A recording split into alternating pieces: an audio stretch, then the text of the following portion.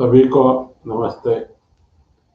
अल फला university MBBS Dhauj, ये नाम पिछले कई दिनों से चर्चा पे चल रहा है। इसके बारे में बहुत चर्चा हो गई है, तो इस पे मैं आज बात नहीं करना चाहूँगा, लेकिन मैं बात मेवात की ही करूँगा। ठीक है, एक यूनिवर्सिटी में डॉक्टर्स पकड़े गए, आने वाला हमने बहुत बड़ा खतरा टाल दिया। एक लाल किले में विस्फोट हो भी गया, वहाँ कुछ जान माल की हानि हुई, वो सब दुखद है। लेकिन हम सिर्फ अल फला यूनिवर्सिटी को ही पकड़कर क्यों बैठे हैं? मेरा आज प्रश्न ये है कि अल फला यूनिवर्सिटी को तो ठीक है, अब वो तो नजरों में सबकी आ गया है, गवर्नमेंट के रडार पे है। अब वो बंद होगा, उस पर बुलडोजर चलेगा नहीं चलेगा, कार्रवाई हो रही है, डॉक्टर फरार है, यहाँ तक तो सब ठीक है। अपनी मेन पॉइंट पे आने से पहले मैं बात करना चाहूंगा कि पूरे देश में, पूरे इंडिया में जो सबसे पिछड़ा हुआ कोई जिला है तो वो हरियाणा का मेवात नूह जिला है। वैसे हरियाणा क्षेत्र, जो हरियाणा राज्य है, वो डेवलप्ड स्टेट में इंडिया के आ चुका है और बहुत अच्छा स्टेट है, छोटा, डेवलपिंग डेवलपिंग क्या, डेवलप्ड ही है। महाराष्ट्र के बाद अगर हरियाणा का नाम लिया जाए तो गलत नहीं होगा। लेकिन उसमें एक कहते हैं ना कि मखमल में टाट का पैबंद ये लगा हुआ है, नूह जिला। यहाँ साक्षरता दर पूरे इंडिया में सबसे कम है, 54.2%। और उसके साथ वाले जो गुड़गावा, जिसको हम गुरुग्राम बोलते हैं, उस जिले में 84% तक है। नोएडा में 86% है। केरला में सबसे ज्यादा है, यूपी में भी ज्यादा है, दिल्ली में बहुत ज्यादा है। मैं आज आंकड़ों के खेल में नहीं जाना चाह रहा हूँ, मैं आतंकवाद पे आना चाह रहा हूँ, इसलिए मैं सबके डाटा फिगर इतने नहीं दे रहा हूँ। ये सब चेक कर सकता है कोई भी। नूह मेवात जो है सबसे पिछड़ा हुआ जिला है, चाहे वो इंडस्ट्रीज के मामले में हो, चाहे वो इनकम, तो है वहाँ इनकम यूं नजर नहीं आ रही कि वहाँ मेन बेस जो है वो एग्रीकल्चर है। एग्रीकल्चर पे कोई इनकम टैक्स नहीं है और इसलिए प्रॉपर डाटा उसका जो है आ नहीं सकता। मेवात जिले को सबसे पिछड़ा जिला माना जाता है। ये इसके लिए काउंटर भी हो सकता है कि मेवात के विकास के लिए वहाँ गवर्नमेंट भी, प्राइवेट संस्थाएं भी वहाँ कॉलेजेस खोल रहे हैं, वहाँ पढ़ाई होगी। ये जो अल फला यूनिवर्सिटी, जो धौज में यूनिवर्सिटी है, इसका हाल हम सब ने देख लिया है कि ये यूनिवर्सिटी सिर्फ पढ़ाती नहीं, उसके अलावा सब कुछ काम करती है। और वहाँ लोकल स्टूडेंट्स नहीं हैं, सब पंजाब तो क्या, आगे कश्मीर के ही स्टूडेंट्स हैं, वो यहाँ ज़्यादा पढ़ रहे हैं। और वो पढ़ने की जगह क्या कर रहे हैं ये सब आपको पता है। मेरा ये कहना है कि मेवात जिले में वहाँ के लोग पढ़ाई तो ज़्यादा कर नहीं रहे, लेकिन वहाँ आप सुन के हैरान हो जाएंगे, इतने एजुकेशन सेंटर हैं। जैसे एक अल फला यूनिवर्सिटी के बाद है मेवात इंजीनियरिंग कॉलेज, इसमें 1000 से ज्यादा स्टूडेंट पढ़ते हैं। ये हरियाणा वक्फ बोर्ड द्वारा संचालित है और इसको भी यूजीसी यूनिवर्सिटी ग्रांट कमीशन से एड मिलती है और पूरे जो है वो पे स्केल्स लागू हैं।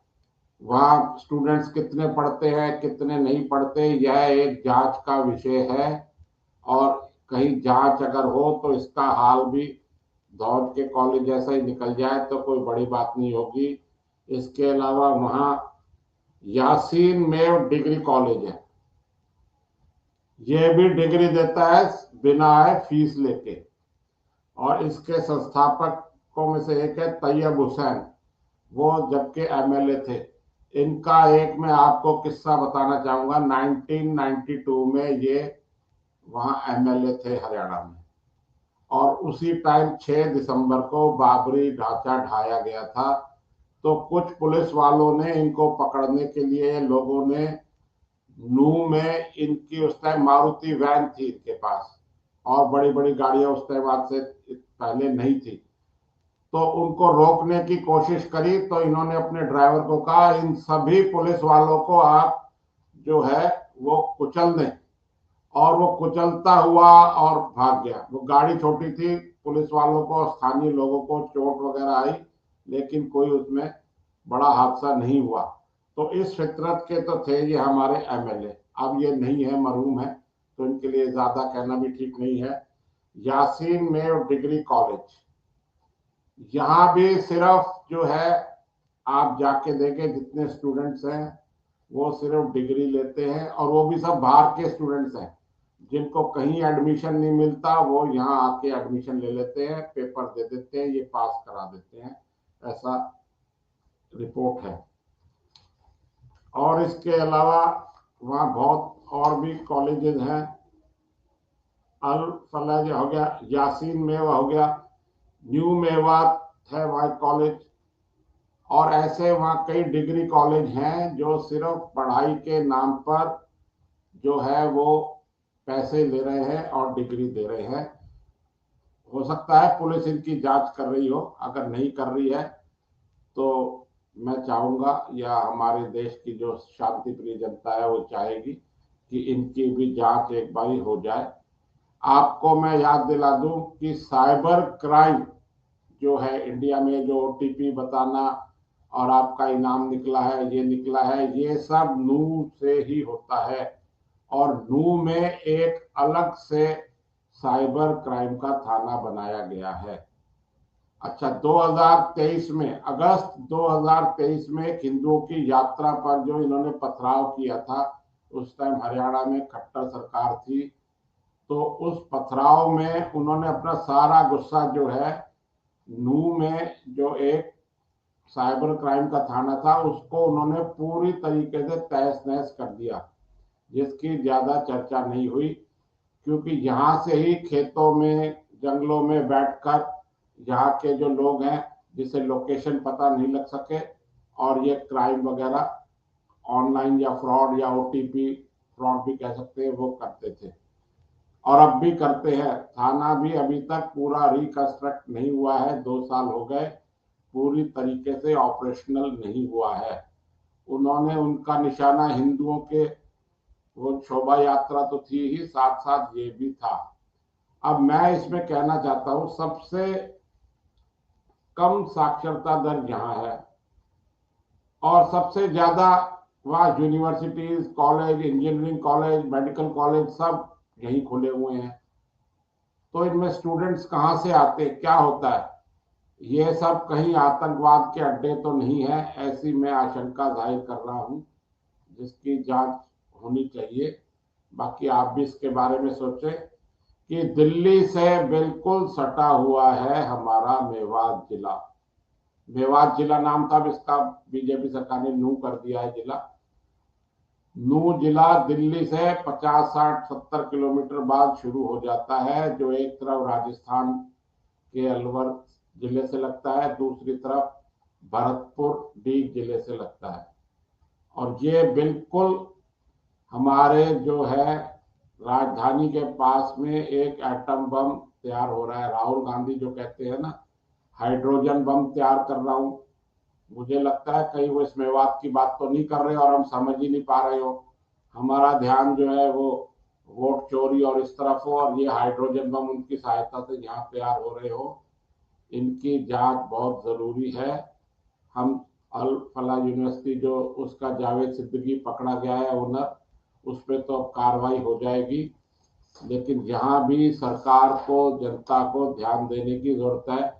जितने भी यूट्यूबर अब मेवात जा रहे हैं, उनको सब वहाँ के जो लड़के हैं, वहाँ के जो बाशिंदे हैं, वो सब लड़ने मरने मारने को तैयार हैं। वहाँ के, मैं बार बार कह रहा हूँ, वहाँ के लोकल लोग, लोकल बच्चे, लोकल स्टूडेंट्स वहाँ पढ़ाई नहीं करते।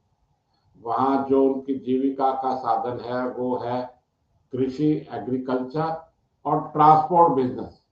इन दोनों में ही ज्यादा पढ़ाई की जरूरत नहीं है।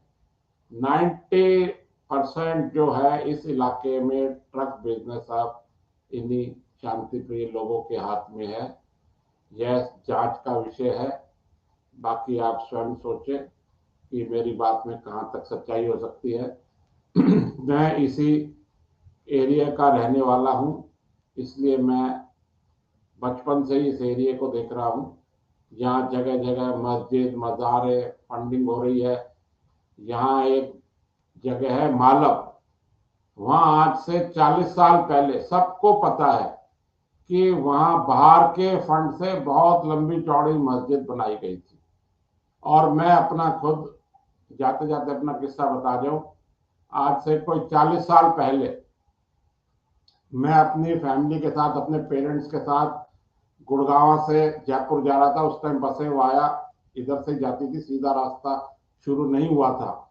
जुम्मे का फ्राइडे का दिन था और नमाज का टाइम हुआ और वहां बस जो है आधा घंटा रुकी रही।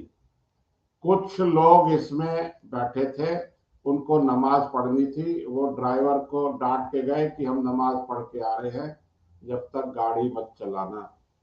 ये मेरा स्वयं का अनुभव है, बाकी आप स्वयं देखें। आज बस यहीं तक। आपने ये मेरा वीडियो पूरा देखा, इसके लिए बहुत बहुत धन्यवाद। जय हिंद, जय भारत।